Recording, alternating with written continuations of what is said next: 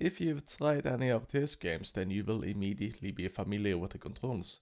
Select one or more crew members by clicking or box selecting them aboard the ship, or clicking their portraits, or pressing function keys 1 to 8 and right-click the room you wish for the unit to move to. It is a bit more automated than a regular RTS, however.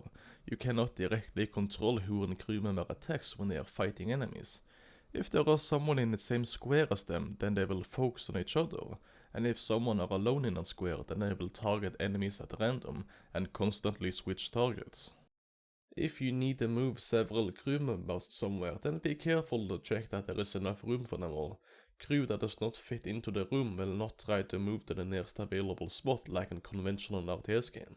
There also is the option to remember crew placement locations in order to let you easily organize the positions aboard your ship. It will be a bit tricky when you first try it out, but you can reposition crew members in squares that you wish for to soak damage when in a fight. This will change depending on how the fight goes and what square the crew member is in. Force the game, take a crew member you wish for the reposition and order them to move out of the room. Now the square they are currently standing on is available for others to move to. Order another crew member to move out of the room as well. Now they are technically not placed in the room anymore. Order the same crew member back into the room again and they will occupy the highest priority square.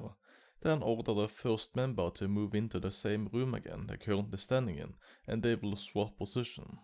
If you are a crew teleporter oriented player, then this can be used to squeeze out the most out of your crew before recalling.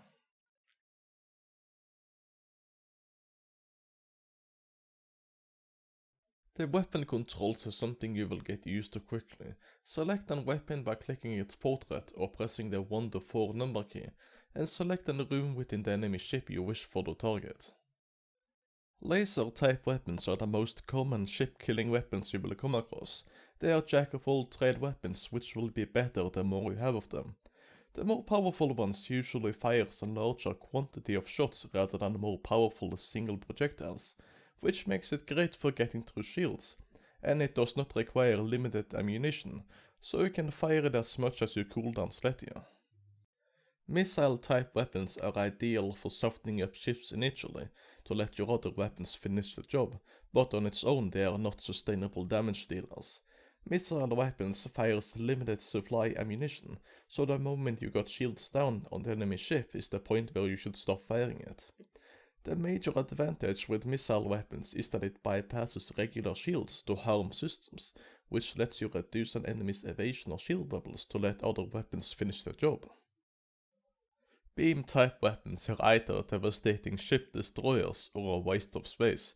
Beam weapons lets you target a line within the enemy ship and cut through it with different types of effects, and it will instantly hit the ship when you fire it and the weapon cannot miss.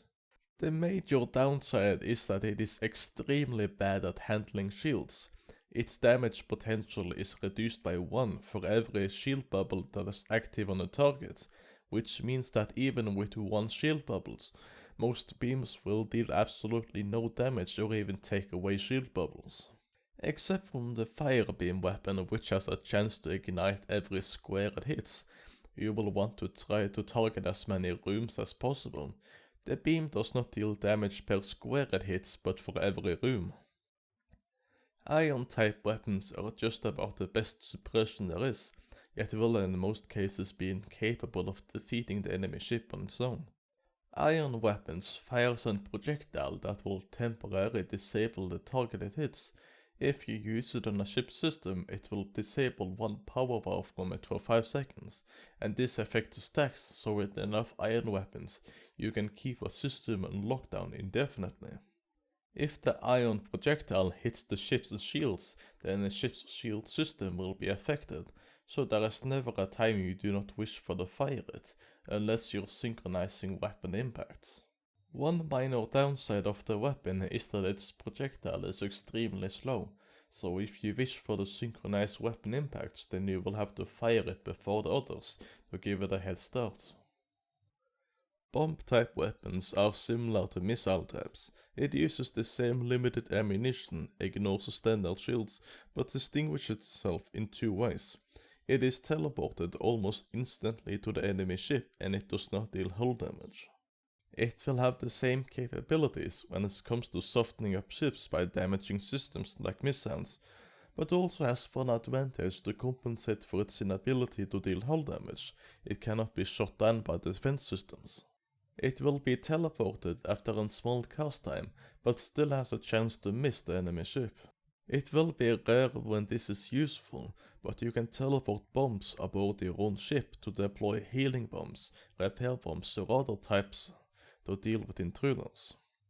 The last type of weapon is the flak. It is quite similar to laser types, but it is far more of a spray and pray weapon.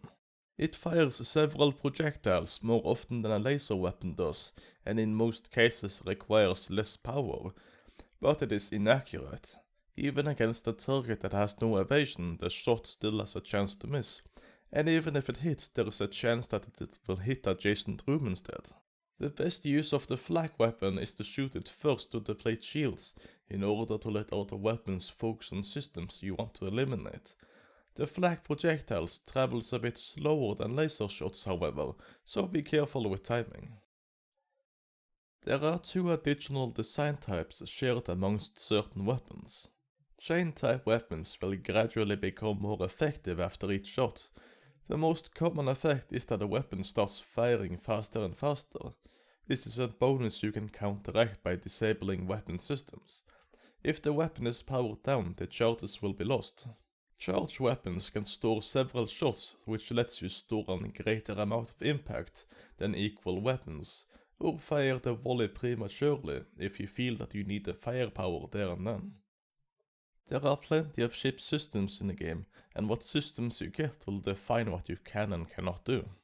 All main systems require power, which limits what you can have active, and it's up to you to determine what you need at any given time, and what is redundant bonuses you do not need. Like crew members, all systems are vulnerable to damage from weapons, boarding crew and fire, but even if they are completely ruined, they can still be repaired to full by crew members, with the only long-term penalty being losing one hull point if the system is completely ruined. Shield system is a common system that is baseline in almost every starting ship. For every 2 power bars applied to the shield system, you get 1 shield bubble that will rapidly regenerate. This system can be operated by crew members, who will become more skilled with operating it for every shield bubble restored, and with every skill level will restore shields faster. Damaging the system will reduce the amount of shield bubbles it can generate, until it is repaired. Engines is a baseline system that every ship has. For every power bar applied to the engines, you gain a greater dodge chance and your FTL drive will power up faster so that you do emergency escapes. This system can be operated.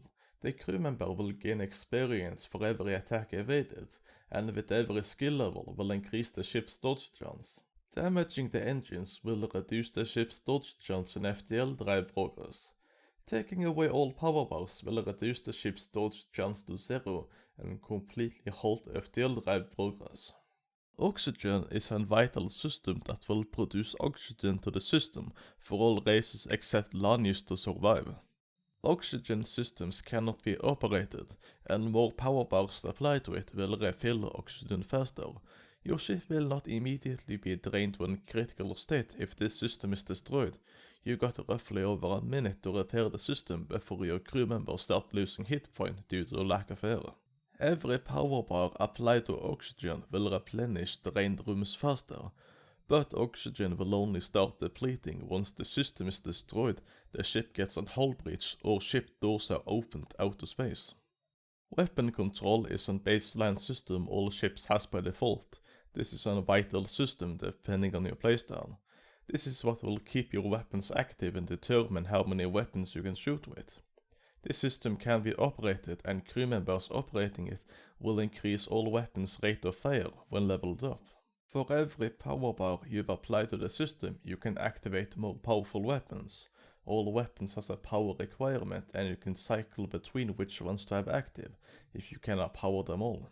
When a weapon is unpowered, be it because of damage to the weapon control or just deactivating the weapon, it will rapidly lose all energy accumulated.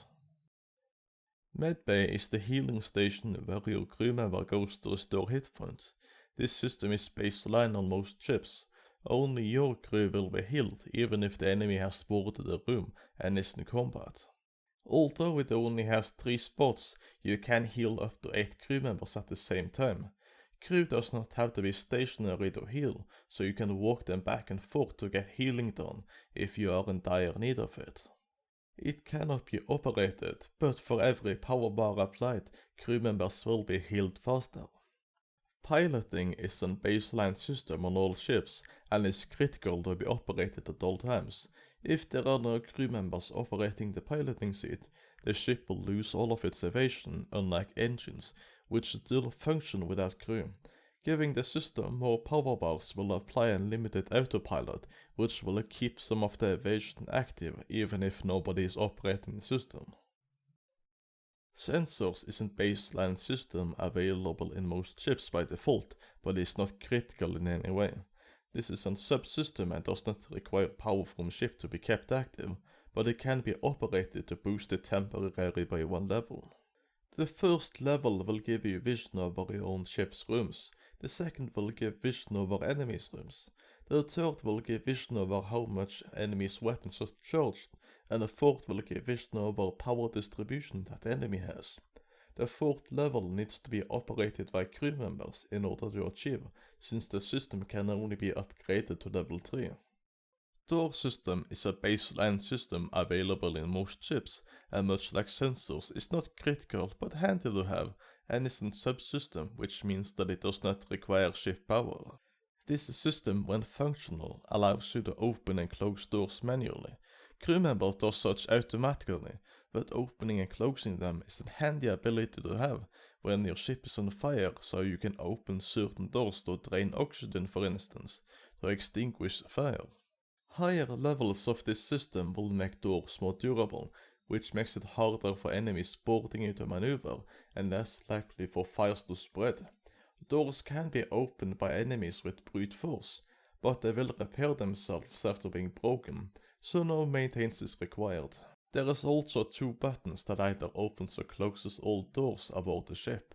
Using the open doors button will have to be pressed twice before the doors to outer space is opened. This system can be operated by crew to provide 1 temporary level. Drone control is a bit rarer ship system that is baseline in few ships. With drone control you can deploy different types of drones that does various activities, be it offensively or defensively. Most drones will orbit you or your enemy's ship and automatically do the tasks they are built for. All drones are automated and cannot be controlled directly, so most of the time you have to hope that they will attack what you want or repair the right system. All drones requires a drone part, which is spent when deploying it. Most drones will last until the fight has ended, so you can use them a bit more sparingly than missiles, but they are still limited, so you should consider whether or not to deploy them.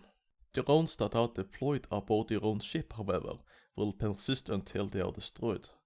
Drone control works similar to weapon control in that each drone requires power bars to be maintained. Drones will not be destroyed when they are depowered. Drone control cannot be operated by crew. Crew teleporter is a rare system that extremely few ships has by default, and even then a lot of ships has less potential than others, because crew teleporter has on some ships only 2 teleporting spots instead of 4. Crew teleporter allows you to teleport crew to and from ships in order to kill enemy infantry or sabotage systems. There is a considerable cooldown on the teleporting system, which puts you at the risk of losing your crew if they are outnumbered. Putting more power bars into the system will reduce the cooldown by 5 seconds each. Regardless of the size of the teleporter, you will always teleport every stationed member of the targeted room you're recalling from, so even if you just got a 2-spot teleporter, you will always recall 4 members. But you cannot trick the system by having a 5th member pass through the same room to teleport them as well. If the teleporter is destroyed, you cannot utilize it to get your crew back to safety before it is repaired.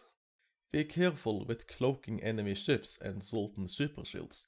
You cannot recall crew if the ship is cloaked, and you need an augment to recall crew to and from ships with green super shields. Cloaking is an extremely rare and potent defensive tool. When this is activated, enemies' weapons will halt their progression, and you will gain 60 additional evasion, which will greatly reduce the chance of projectiles already in transit from hitting you. This is an activated ability, which you have to trigger manually. Crew cannot operate this to help you in any way. The more power bars you have enabled, the longer the cloaking will last, but the cooldown will always start whenever you decloak, so you cannot have this active indefinitely. And if the system is destroyed, the cloaking will end prematurely. Mind control is another extremely rare and potent tool that has to be activated manually.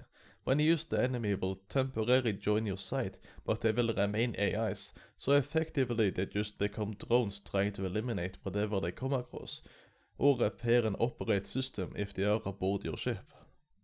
If you got a teleporting system as well, then you can use it to abduct enemy crew, since they are still considered friendly.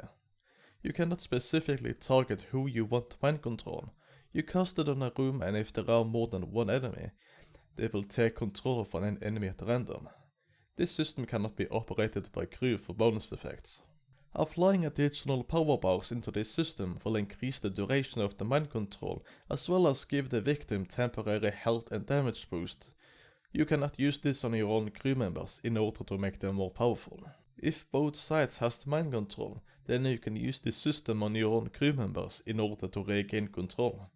The effect also ends prematurely if the system is destroyed. The cooldown of the mind control always starts when the effect ends. Backup battery is an oddity that will only be useful if you actually find a purpose for it. This is a system that will give you temporary power bars to activate other systems. This is another subsystem, which means that it does not require ship power to be activated or kept active. Higher levels of this system provides more power bars, but it cannot be crew operated for additional effects. When activated, it will provide additional power bars with deadlines. When applying the additional power bars to systems, you can see what will be lost when the effect deactivates. You can pause the game and switch around what systems will lose power when the effect ends, by activating what you want temporarily boosted lost. Clone Bay is an alternative that replaces the medbay. If a crew member dies in combat, then they will be brought back to life with a minor skill penalty. The Clone Bay will also heal crew members when performing FTL jumps. This will also save them in certain conversation events that kills crew members, so you can take more chances with it. When a crew member dies, they will be stored in a Clone Bay, and after a brief casting time will be brought back. If the system is destroyed, then dead crew members will be permanently lost. Applying more power bars to the Clone Bay will reduce the time needed to clone crew and increase healing from FTL jumps. Hacking is a suppression system that utilizes drone parts to deploy a hacking device onto an enemy room in order to counteract the effect it provides whenever you trigger the drone, as well as passively lock the doors of the room for the enemy, which makes it harder to navigate the ship and prevent crew members from operating the system. This hacking drone cannot be repositioned unless it is destroyed, so be mindful with what systems you target.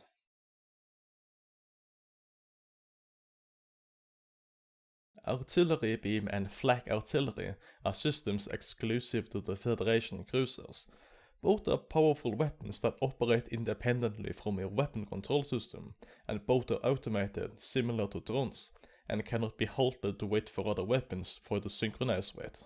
The artillery beam is not similar to regular beams, because it ignores all shields and deals 1 hull damage per room it hits.